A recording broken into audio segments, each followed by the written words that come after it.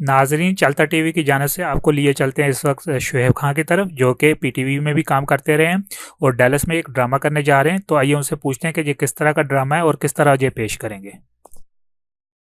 जी अस्सलाम वालेकुम ख़वातीन हज़रात, हम लोग ड्रामा कर रहे हैं 3 अगस्त को, अल्लाह वाले और शैतान। इसको रबिया ने लिखा है और शुएब खान मेरा नाम है। इसको मैंने डायरेक्ट किया है। ये बहुत अच्छा प्ले है।